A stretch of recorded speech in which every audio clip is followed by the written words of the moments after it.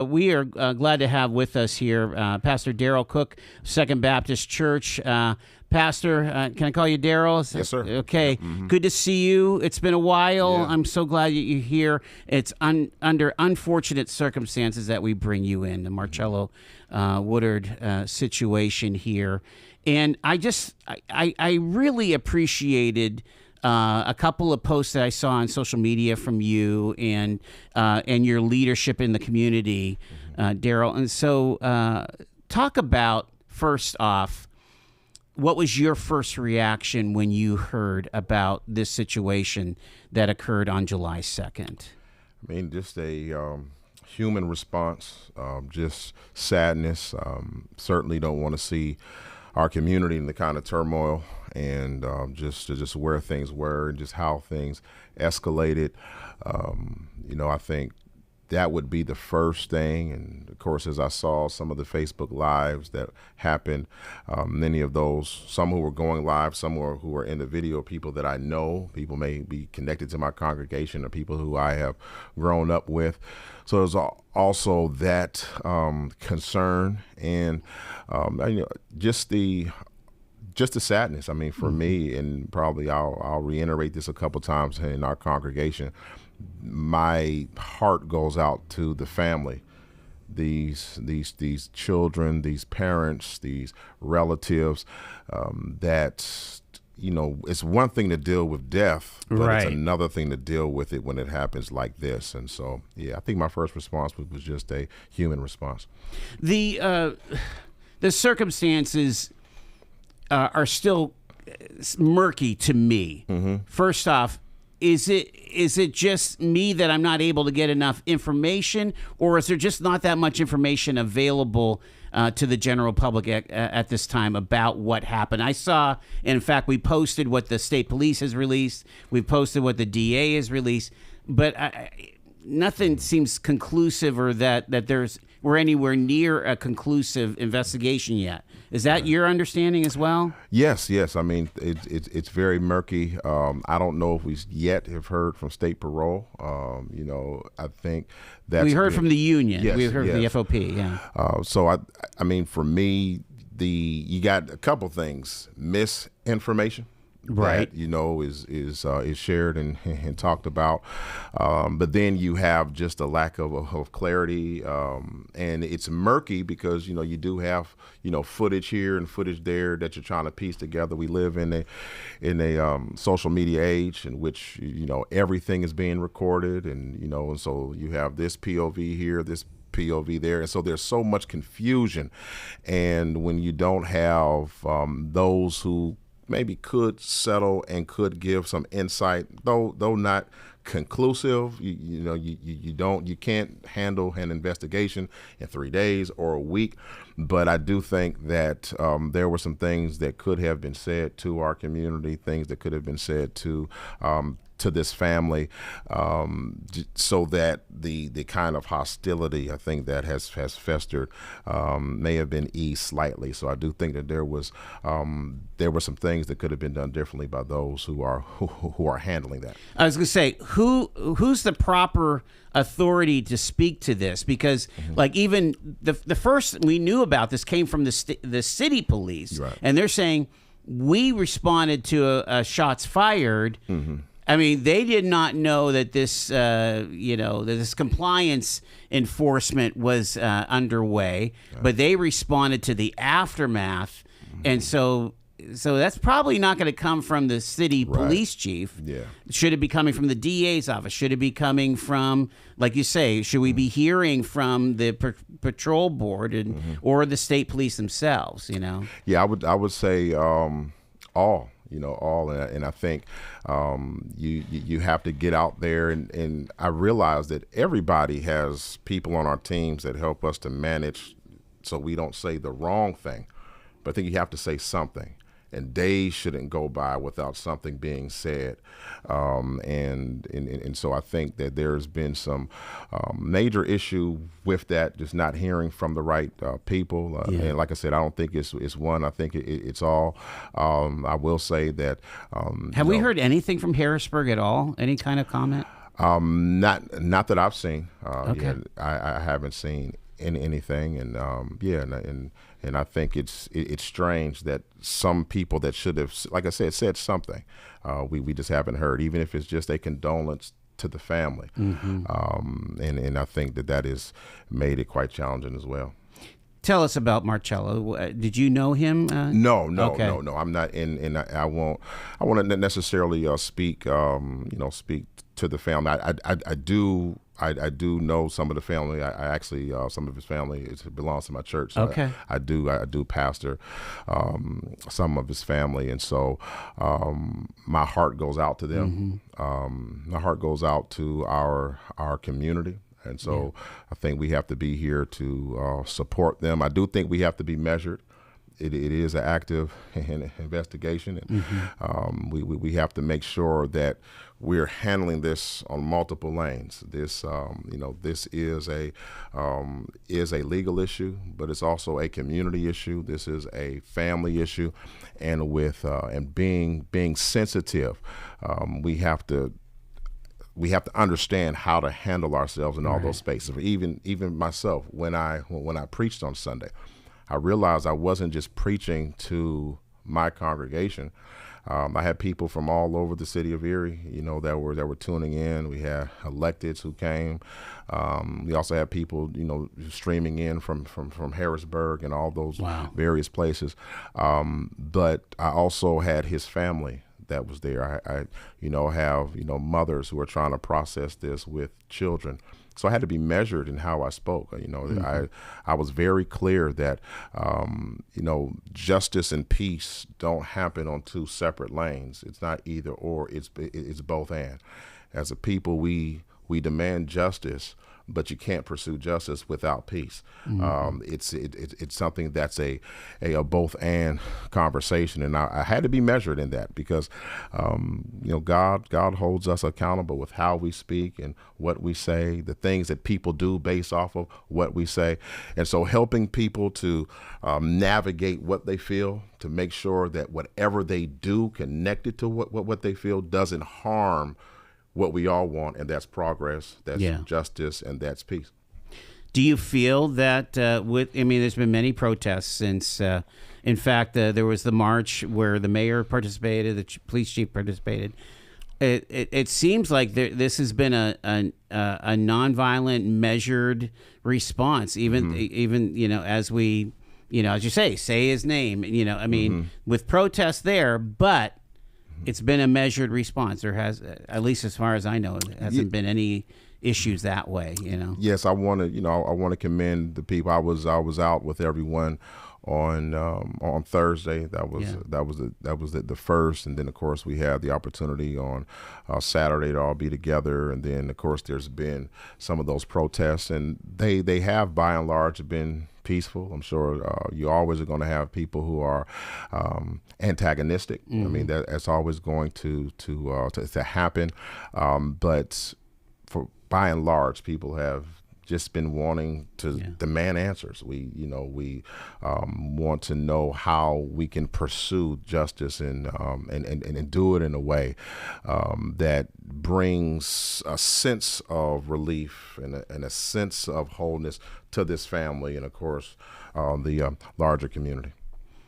I've been trying to evaluate and push back if you think I'm wrong here, but I've been trying to evaluate this, that you can hold the idea that mourn for the loss of the life, absolutely, and also, to let the investigation pull out, because we don't know what that investigation is going to end up with, right? I've been trying to hold both of those realities in my mind. You know what I mean? Yeah. To not, like you say, not jump to a conclusion, but also not pull back on the throttle of saying, hey, we need to hear some information here. For sure. Yeah, and I think you definitely want to mourn loss, but I'll be clear, pressure has to be applied, because we don't just want a investigation. It needs to be transparent. There must be accountability. People have to be assured that the process is going to be a fair process.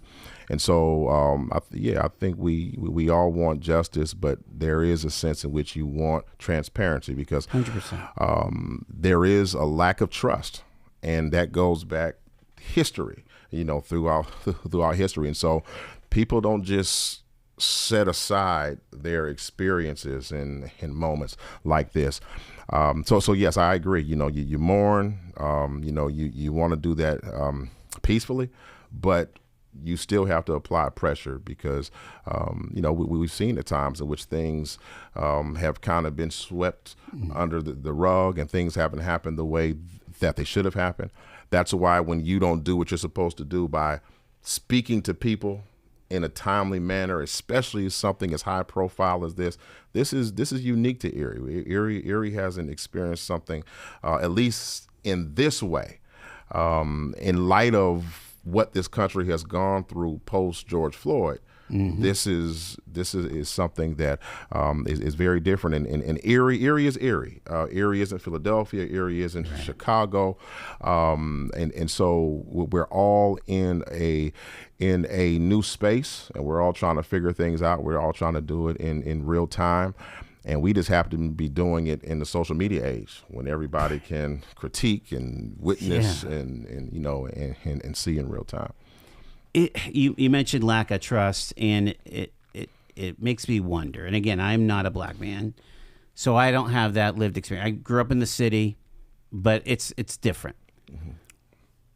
Does an event like this instantly bring up those fears as a person of color that grows up in Erie, PA, or have we been kind of a chill space? I mean, are we kind of in a bubble because of the type of town that we are? No, it definitely. I mean, I can tell you, I always hear, some of my colleagues, and I think you know this about me, that I have a pretty large circle, Sure. black, white, and, various friends in various positions. But I always hear, some colleagues say, well, I am colorblind. And I always say, no, God gave us our color for a reason. I think diversity is a blessing, but we also have to acknowledge that there has been some challenges connected to that. And I can give a simple anecdote. For me, my personal experience with race happened in around the second or a third grade, and Really? I went to St. Patrick's, and I remember my good buddy in class. He came to school with invitations for everybody but me, and I remember having a conversation with him. Why I wasn't invited to the party. Yeah. And it didn't even register. I'm the only black child in the class. Wow. And he told me that his grandfather didn't like black folk. So that was my first introduction at that age. And then, of course, I grow up. You have conversations with the elders about some of their experiences. Good friend of mine. He's still living, doing well, over 80 years old. The reason why he came to Erie from down south was that his father was killed by a white man. His mother didn't want them to retaliate, and so they shipped them to Erie, and so that's why he's here. And so you have these stories that you hear, compound those stories with your own experiences at times with law enforcement, and you don't just leave that baggage at the table when you come to events like that. You bring it, and it's spread across the community, and we all have our own stories. Now that doesn't give license to be reckless and to act like people without cause. For me, it doesn't close me off. I thank God for the friendships and for the connections that I have, but I'm keenly aware that at times the color of my skin does come up in various conversations or opportunities. Is it surprising sometimes? No, it's a lived experience at this point. I think it is what it is. But I mean, it's 2025, right? Yeah. We thought we were Yeah, and I think evolved, I guess. I don't know. I'll say in 2025, there's almost fatigue talking about it because of yeah. just the political conversation and just where we are as a country. Some of that, trickles down into these conversations. So at this stage, there's really no room for nuance, either left or right. Right. Yeah. The politics, the race relations, it all kind of bundles up, doesn't it? And Wow. when you watch TV, like I said, you're either on this side or that side. Yeah. You're listening to information in sound bites. Yes. And again, there's no opportunity for nuance, because even what I just said about race, about some of my negative experiences, the nuance is I've had a lot of great experiences. Some of my greatest mentors are white men. Some of my greatest supporters are white women.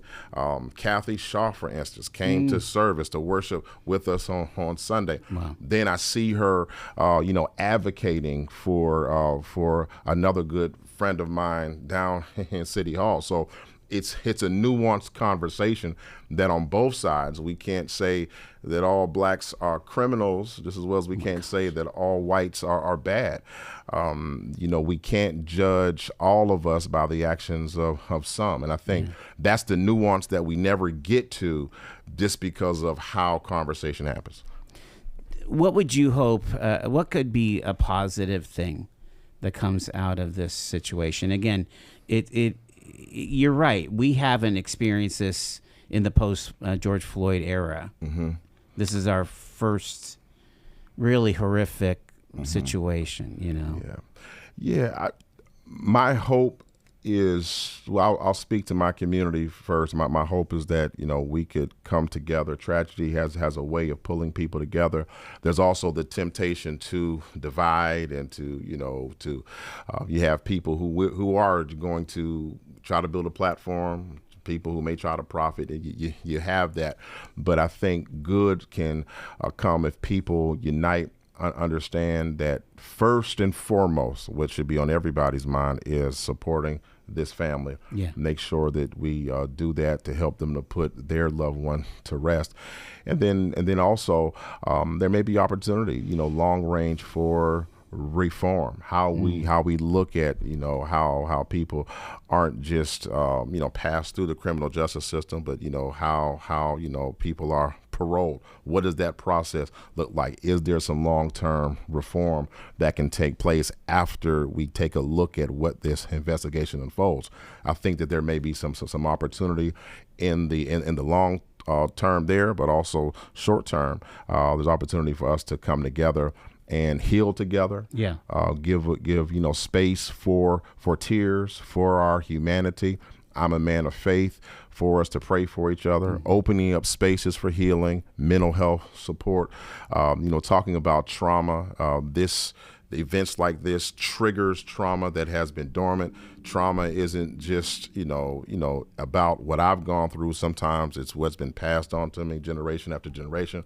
So it may open up doors for us to have those kinds of conversations that I think all of us may need to have. It would be, I shouldn't say interesting, but it would be maybe helpful to hear from, like you say, talk to the elders. I mean, people that lived through the 60s when we had the riots. It was tough around here, and somehow we were able to heal from that. And we had some good things come, from those times, the community centers and the conversations and whatever. But I agree. We've got to get more information. It needs to happen quickly. Yeah. We need to have some finality to this thing soon, hopefully. Yeah. I appreciate it. What do you think your stance is going to be as far as what's your role in this? Are you still going to be a voice of kind of pointing people to the truth? Yeah, I think my primary posture is to support and be a servant to my community. Again, I keep saying, coming back to the family, how can we support them, but also how can we support our community to remind them, yes, we need to demand a transparent, accountable investigation that gets down to what would happen. We need to apply the pressure, to hold people responsible. We need to do it in a way that works for us and doesn't work against us. And so for me, it's to use my platform to give the family space to heal, to walk our community through healing, and ultimately to do what I'm supposed to do, to be his witness. And this is my Jerusalem, and I got work to do here. So yeah, I appreciate it, Pastor. Yes, sir. Thank you for having me. Darrell Cook, again, Second Baptist Church. Thank you so much for joining us, sir. It is 5 minutes in front of 4 o'clock.